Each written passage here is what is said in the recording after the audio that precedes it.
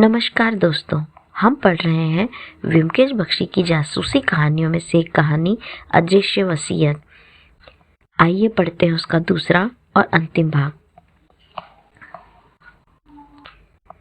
पत्र में अंतर्निहित उचित शब्द चयन का कौशल ध्यान देने लायक था। यद्यपि लावण्य और कुशेश्वर भी इस पत्र को खोलकर पढ़ लेते तो वे पत्र की विषय वस्तु में कुछ आपत्तिजनक नहीं पाते। यदि कोई मुसीबत आए, इसे पढ़कर प्रथम दृष्टया कोई अनुमान लगाना कठिन था कि इन शब्दों का आशय लेखक की अपनी मृत्यु के संदर्भ में था। इससे उन्हें किसी अन्य मामले का संकेत भी मिल सकता था। इसी कारण से पत्र को बाहर आने की अनुमति प्रदान कर दी गई थी। व्योमकेश ने पत्र को वापस करते हुए पूछा, तुम उनसे आखिरी बार कब मिली? 6 महीने पहले, नलिनी ने उत्तर दिया। मैं दुर्गा पूजा के बाद उन्हें अपना सम्मान व्यक्त करने गई थी। तभी मैं उनसे अंतिम बार मिली थी। मेरी पूरी मुलाकात के दौरान लावण्य वहां पहरेदार की तरह खड़ी थी। मुझे उसने बाबा के साथ अकेले में कोई बात करने की इजाजत नहीं दी। क्या तुम्हारी लावण्य के साथ कभी कोई बातचीत नहीं होती है? बातचीत? उसका वश चले तो वह मुझे मार ही डाले। तुम्हारे बारे में उसके इस प्रकार सोचने का क्या कारण हो सकता है? इस तथ्य के अलावा और क्या कारण हो सकता है कि हम आपस में ननंद भौजाई हैं? वह संतान विहीन है, जबकि मेरे कई बच्चे हैं। दूसरा कारण शायद यही है। क्या तुम अभी हाल ही में डॉक्टर सेन से मिली हो?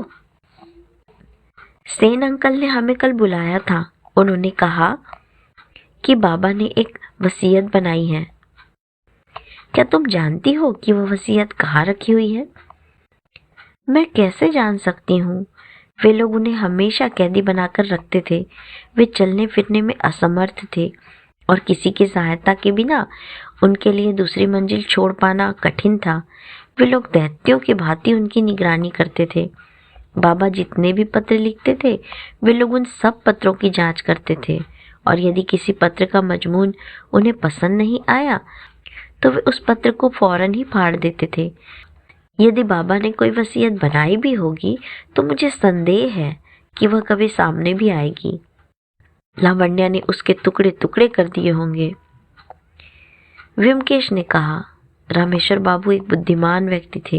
यदि उन्होंने कोई वसीयत बनाई होगी तो वे उन्होंने उसे किसी ऐसी जगह छिपा कर रखा होगा जहां से किसी के लिए भी उसे खोज पाना आसान नहीं होगा। अब हमारा सबसे पहला काम यह है कि उन लोगों के हाथ लगने से पहले हम उस वसीयत को खोज निकालें। नलिनी ने उत्सुकता पूर्वक कहा, हाँ व्योमकेश बाबू, यदि बाबा ने सचमुच कोई वसीयत बनाई होगी तो उन्होंने उसमें हमें अवश्य कुछ दिया होगा, वरना इतनी मुसीबत उठाकर कोई वसीयत लिखने की बात समझ में नहीं आती। लेकिन हमें कुछ समझ में नहीं आ रहा कि ऐसी स्थिति में क्या किया जाना चाहिए। नलिनी ने याचक दृष्टि से व्योमकेश की ओर देखा। इस मोड़ पर देवनाथ ने अपना गला साफ करते हुए हमारी उपस्थिति में अपना पहला वाक्य बोला। व्योमकेश उसकी ओर देखने के लिए मुड़े तो देवनाथ ने थोड़ा सकुचाते हुए कहा, मेरे मन में अभी अभी एक बात आई है। मैंने सुना है कि यदि आप कोई वसीयत लिखते हैं तो आपको उसके लिए 2 गवाहों की जरूरत होगी। मेरे ससुर ऐसे 2 गवाह कहाँ से लाए होंगे? बिल्कुल सही, व्योमकेश ने उत्तर दिया। लेकिन इस नियम में एक अपवाद भी है। यदि वसीयतनामे का लेखक पूरा दस्तावेज अपने निजी हाथों से लिखता है तो किसी गवाह की जरूरत नहीं होती है। जब उसने अपने पति की ओर देखा तो नलिनी की आंखें चमक उठी। देखिए, उसने अपने पति को संबोधित करते हुए कहा, यही कारण है कि बाबा ने हमें इनसे संपर्क में रहने के लिए कहा था। व्योमकेश बाबू, आप कृपया इस समस्या का कोई समाधान खोजिए।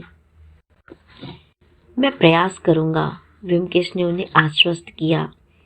वसीयत अवश्य ही घर में ही होगी और घर की तलाशी लेने की जरूरत पड़ेगी, लेकिन वे लोग किसी को ऐसा करने की अनुमति क्यों देंगे?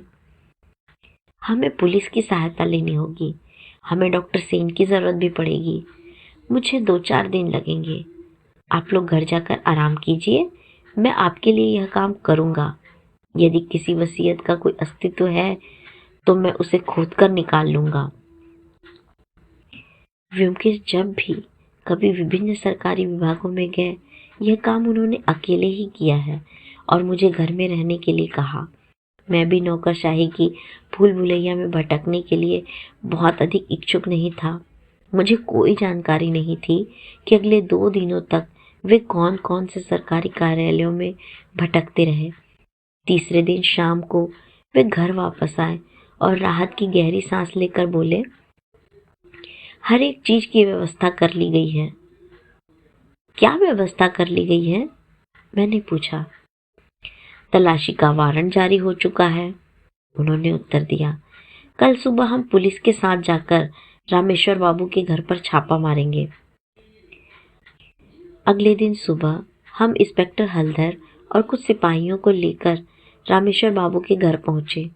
सबसे पहले कुशेश्वर ने हमें धमकाकर वापस लौटाने की कोशिश की और लावण्या ने भी हमें अपनी वक्र दृष्टि से जलाकर भस्म करने की भरपूर कोशिश की, लेकिन उनकी सारी कोशिश बेकार चली गई। इंस्पेक्टर हलधर ने सबसे पहले लावण्या और उसके पति तथा रामेश्वर बाबू की व्यथित विधवा कुमुदनी को रसोई में ले जाकर बंद कर दिया, जबकि हम शेष लोग घर की तलाशी में व्यस्त हो गए। 3 मंजिलें आवास का एक भी कमरा हमारी जांच से अछूता नहीं रहा। 2 लोगों ने भूतल में जांच की। 2 अन्य लोग पहली मंजिल, जहां कुशेश्वर और लावण्या रहते थे, की पड़ताल करने में व्यस्त थे। व्योमकेश, मैं और इंस्पेक्टर हलधर दूसरी मंजिल पर गए। इसी मंजिल पर रामेश्वर बाबू रहते थे और इसलिए वसीयत के वहां रहने की संभावना सबसे अधिक थी। इस मंजिल पर 2 कमरे थे। छोटे कमरे में उनकी पत्नी रहती थी, जबकि बड़े कमरे में रामेश्वर बाबू का कार्यालय सह शयन कक्ष था। कमरे में एक और उनका बेड पड़ा था। दूसरी दीवार किताबों की अलमारी और मेज तथा कुर्सियों से ढकी थी। इस कमरे से एक छोटा सा दरवाजा बाथरूम में जाता था। हमने वसीयत की खोज शुरू कर दी।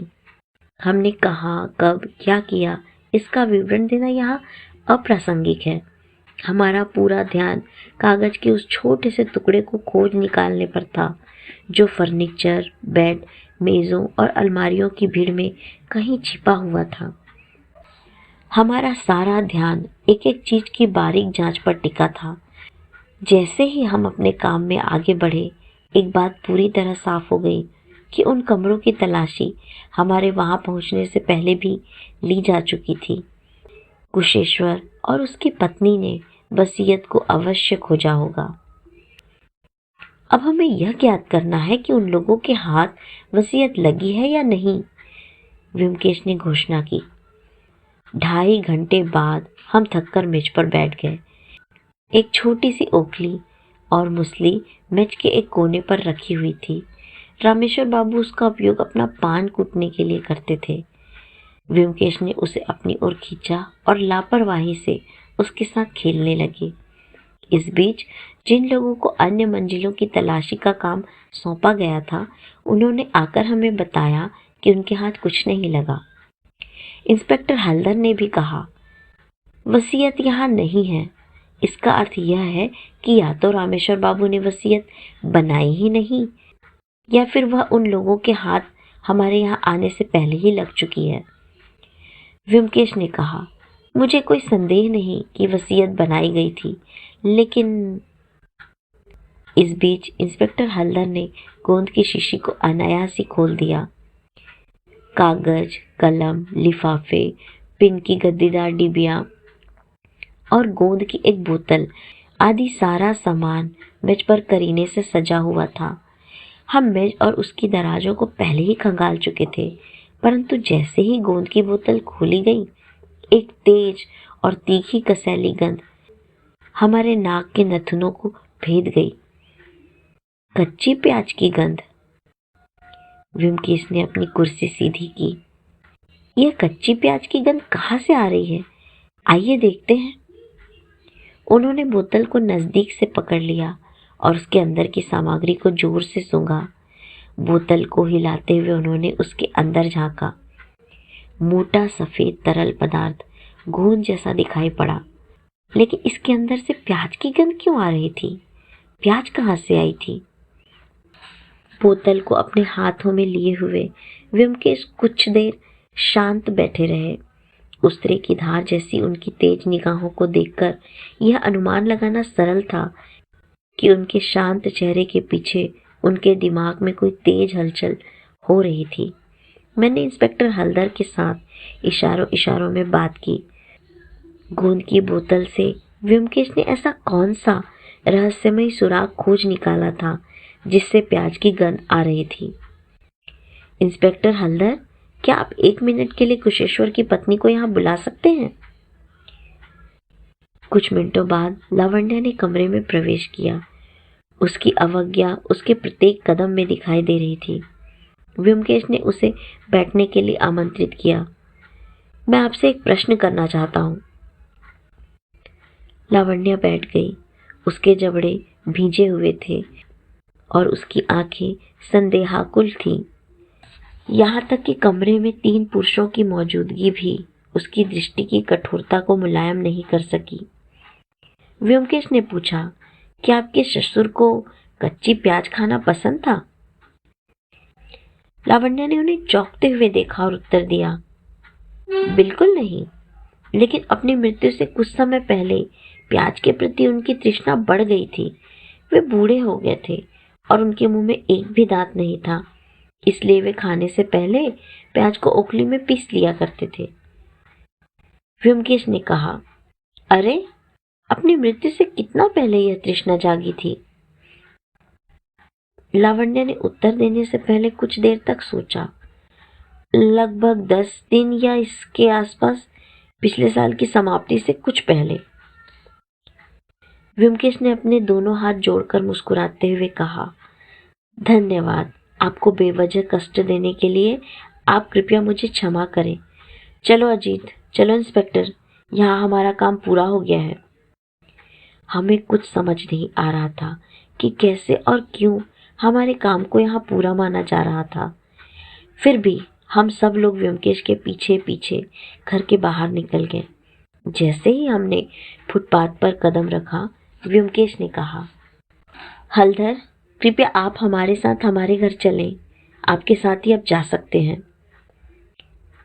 हमारे पास अपने व्यक्तिगत पत्रों के लिए कोई फाइल नहीं थी।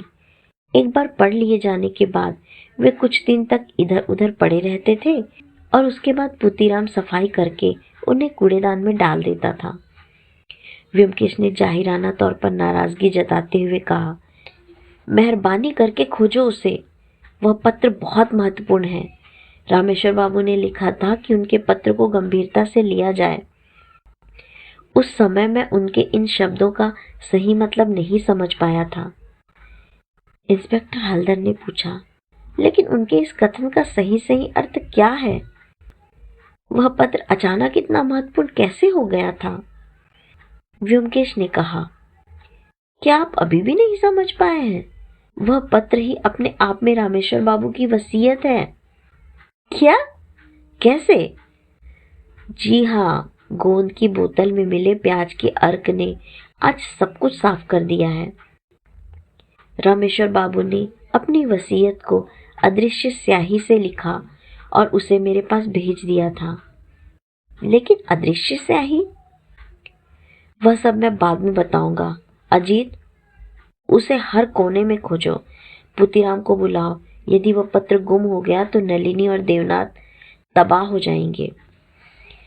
पुतीराम को बुलाया गया। वह पत्र के बारे में कोई प्रकाश नहीं डाल सका। व्योमकेश हताश होकर निढाल हो गए। इसके बाद उन्होंने अपनी आंखों में चमक लाते हुए कहा, ठहरो, थोड़ी प्रतीक्षा करो। उसे बाहर खोजने की जरूरत नहीं है, हमें घर के अंदर ध्यान देना होगा। वे अपनी आराम कुर्सी पर पसर गए और एक सिगरेट जला ली। उन्होंने छत में लगी शहतूरों की ओर देखते हुए किसी चिमनी की तरह धुआं छोड़ा। हमने भी सिगरेट जला ली। 15 मिनट बाद वे अचानक उठ बैठे और कहा, क्या तुम्हें याद है कि उस दिन मैं कौन सी पोथी पढ़ रहा था? कब? कौन से दिन? मैंने उनसे पूछा। अरे, उसी दिन जब रामेश्वर बाबू का पत्र आया था, नववर्ष की शाम को। क्या तुम्हें यह भी याद नहीं है? मैंने अपने मन में उस दिन का मानसिक चित्र बनाने का प्रयास किया। डाकिये ने दरवाजे पर दस्तक दी थी। वे उनके चारपाई पर बैठे हुए कोई मोटी सी पोथी पढ़ रहे थे। शायद वह काली सिन्हा की महाभारत थी या हेमचंद्र की रामायण। व्योमकेश ने कहा, हाँ हाँ, वह महाभारत ही थी। क्या तुम्हें याद नहीं कि मैं उस दिन उसका दूसरा खंड पढ़ रहा था? हमने पितामह भीष्म के बारे में चर्चा की थी। मैं अलमारी से किताब निकालने के लिए दौड़ पड़ा। मैंने जैसे ही उसे खोला, अपने वास्तविक लिफाफे में रखा रामेश्वर बाबू का पत्र मेरे हाथों में गिर पड़ा। व्योमकेश खुशी से चीख पड़े, मिल गया, मुझे पत्र मिल गया। पुतीराम, किसी छोटी अंगीठी में जलते हुए कोयले डालकर मेरे पास अंदर ले आओ। व्योमकेश ने फोन करके डॉक्टर असीम सेन के साथ साथ नलिनी और देवनाथ को भी अपने घर बुला लिया था। छोटी अंगीठी में जलते हुए कोयले ने कमरे की गर्मी और बढ़ा दी थी। व्योमकेश ने पत्र को सावधानी पूर्वक पकड़ते हुए कहा, रामेश्वर बाबू अत्यंत खुशमिजाज और अक्लमंद इंसान थे, लेकिन उनके शरीर ने उन्हें परास्त कर दिया था। वे अपने पुत्र और पुत्रवधू के गुलाम और उनके हाथों की कठपुतली बनकर रह गए थे। जब उन्होंने महसूस किया कि अब वे कुछ ही दिनों के मेहमान हैं, तो उन्होंने अपनी संपत्ति का एक भाग अपनी बेटी को देने का निर्णय लिया। लेकिन उसके लिए उन्हें एक वसीयत लिखने की जरूरत थी, क्योंकि तत्कालीन विरासत का कानून बेटियों को उनके पिता की जायदाद में स्वतः उत्तराधिकारी नहीं बनाता था। इसलिए रामेश्वर बाबू ने एक वसीयत लिखने का निर्णय लिया। परंतु वसीयत लिखना मात्र ही पर्याप्त नहीं था। इस बात की क्या गारंटी थी कि उनकी मृत्यु के बाद वसीयत गायब नहीं हो जाएगी? कुशेश्वर और लावण्या नलिनी का हिस्सा उससे हड़प सकते थे। वे उसे किसी हाल में वहां देखना नहीं चाहते थे। वे दोनों नलिनी को न केवल अपने पिता से मिलने नहीं देते थे, बल्कि वे रामेश्वर बाबू द्वारा लिखे जाने वाले पत्रों की सख्ती से निगरानी भी करते थे। वे पत्रों के मजमून को पढ़ते थे और आपत्तिजनक पाए जाने पर उन्हें नष्ट कर देते थे। अतः और क्या उपाय था?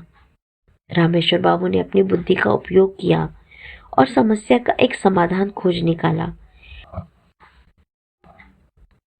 हर एक आदमी को यह जानकारी नहीं है कि यदि आप प्याज के रस से किसी कागज पर कुछ लिखेंगे तो उसका कोई निशान कागज पर नहीं दिखाई पड़ेगा और लेख अदृश्य बना रहेगा। परंतु उस लेखन को दृश्य बनाने का एक आसान उपाय है। यदि आप कागज को आँच के पास ले जाएंगे तो लिखावट दिखाई देने लगेगी। जब मैं स्कूल में था तो जादू के करतब दिखाना मेरा शौक था। मैंने अपने दोस्तों के लिए इस जादुई नुस्खे का प्रदर्शन कई बार किया था। रामेश्वर बाबू इस खास युक्ति से परिचित थे। उन्होंने दलील दी कि उन्हें कच्ची प्याज खाने की इच्छा है।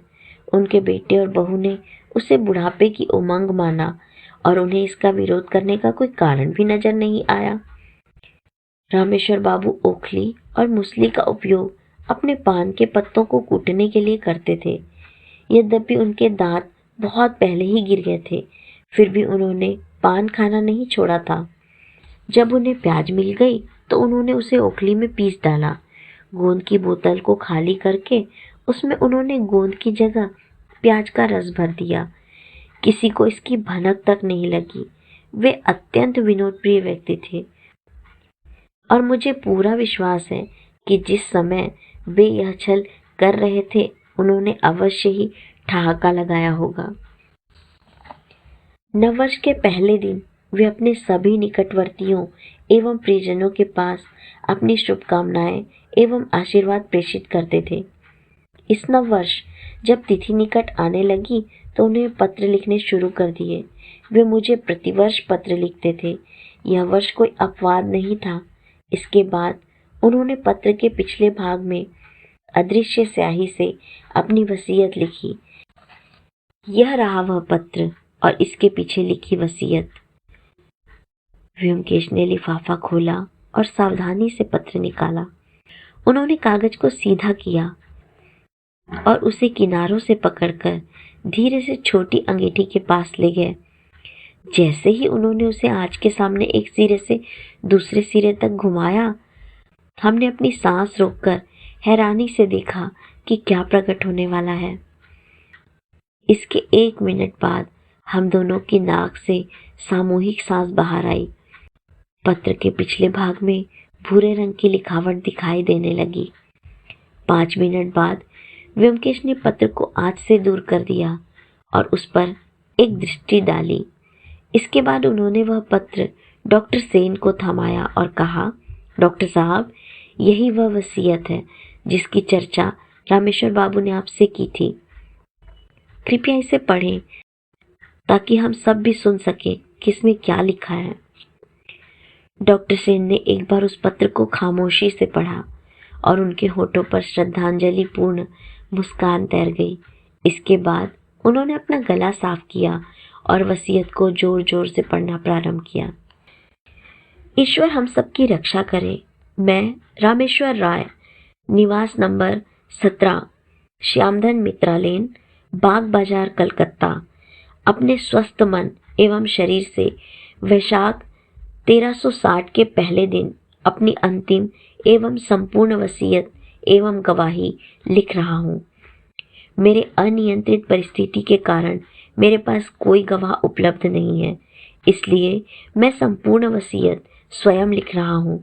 मेरी बुद्धि और बुद्धिमत्ता दोनों पूर्णतया सही अवस्था में हैं। डॉक्टर सेन इसके साक्षी हैं। लिखित रूप में दर्ज यह मेरी अंतिम इच्छा है। दूसरे शब्दों में मेरी अंतिम वसीयत एवं गवाही है।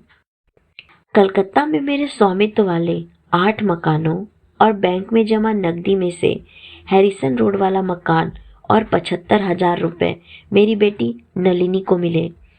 मेरी पत्नी कुमुदनी जब तक जीवित रहे मेरे श्वाम पुकुर वाले निवास पर उसका संपूर्ण अधिकार रहे। उसकी मृत्यु के पश्चात वह मकान भी मेरी बेटी नलिनी के पास चला जाएगा। मेरी अन्य सभी संपत्तियां, 6 मकान और बैंक में जमा शेष नगद राशि मेरे पुत्र श्री कुशेश्वर राय को मिले। मैं प्रसिद्ध डॉक्टर असीम सेन एवं सम्मानित जासूस व्योमकेश बख्शी को अपनी वसीयत का निष्पादक नियुक्त करता हूँ। वे दोनों सुनिश्चित करेंगे कि मेरे निर्देशों का अक्षरशः पालन हो। इस कर्तव्य निष्पादन हेतु इन दोनों सज्जनों में से प्रत्येक को 5,000 रुपये मेरी संपदा से पारिश्रमिक के रूप में प्राप्त होंगे। तिथि वैशाख 1360 का प्रथम दिवस। हस्ताक्षरित रामेश्वर राय। वसीयत को एक बार पढ़ लिए जाने के बाद वहां स्तब्ध शांति छा गई। इसके बाद सबने सामूहिक रूप से खुशियां प्रकट की। नलिनी ने जब दौड़कर सम्मान स्वरूप व्योमकेश के चरण स्पर्श किए तो उनकी आंखों में आंसू भर आए। उसने सजल नेत्रों से कहा, आपने हमें एक नया जीवन प्रदान किया है। व्योमकेश थोड़े भारी मन से मुस्काए।